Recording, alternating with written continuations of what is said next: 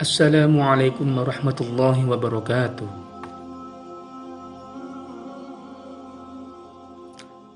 Laba-laba merupakan salah satu binatang yang tertera dalam Al-Quran.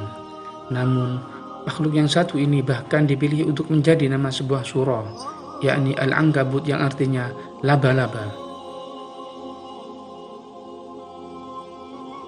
Kata laba-laba dalam surah Al-Ankabut pada ayat yang ke-41 yang artinya perumpamaan orang-orang yang mengambil pelindung-pelindung selain Allah Subhanahu wa Ta'ala adalah seperti laba-laba yang membuat rumah, dan sesungguhnya rumah yang paling lemah adalah rumah laba-laba kalau mereka mengetahui.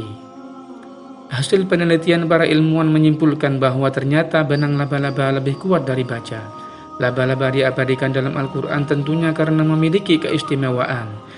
Buku Al-Quran versus Sains Modern menurut Dr. Zakir Naik menjelaskan jaring laba-laba yang menjadi inspirasi para ilmuwan. Laba-laba mempunyai struktur yang terorganisasi rapi seperti kristal, memiliki ketahanan terhadap air, serta mempunyai kekuatan 5 kali lebih besar ketimbang baja dengan ukuran yang sama. Jaring laba-laba juga 2 kali lebih lentur dibandingkan dengan serat nilon. Jaring laba-laba bahkan dianggap lebih kuat dari baja. Kemudian, kekuatan jaring laba-laba dinilai hanya dikalahkan kuarsa yang meleleh.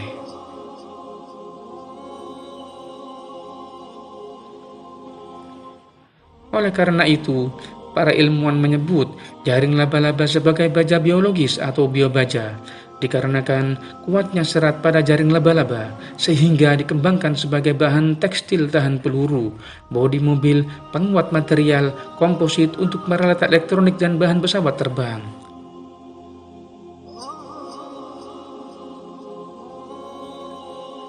Mengenai penjelasan surat Al-Ankabut ayat 41 tentang lemahnya rumah laba-laba, ternyata lemahnya rumah laba-laba bukan terletak dari benangnya, akan tetapi laba-laba betina selalu membunuh pejantannya setelah terjadi proses pembuahan.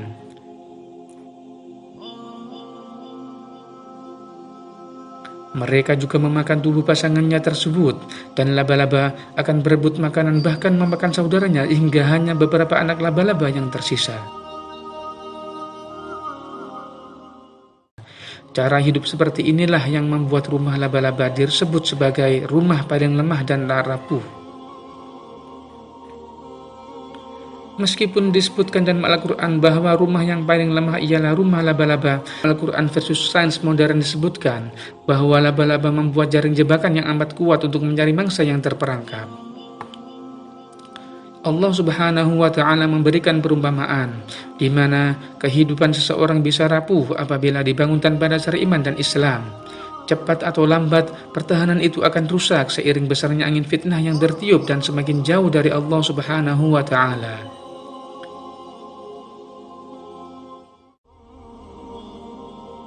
Secara sains, jaring laba-laba sebenarnya dianggap memiliki kekuatan dan daya elastis yang luar biasa. Sejumlah ahli zoologi menilai bahwa benang laba-laba lebih tahan lama dan elastis dibandingkan dengan fiber terkuat buatan manusia.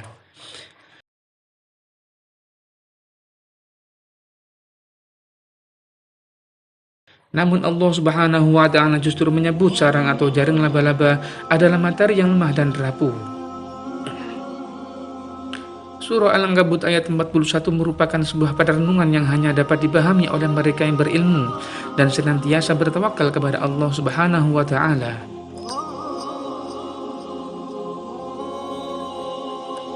Walaupun di surat Al-Ankabut ayat 41 rumah atau sarang laba-laba disebut sebagai materi yang rapuh dan lemah, Allah Subhanahu wa Ta'ala justru memerintahkan seekor laba-laba untuk membuat sarang guna melindungi Nabi Muhammad SAW dan Abu Bakar dari kejaran kaum kafir.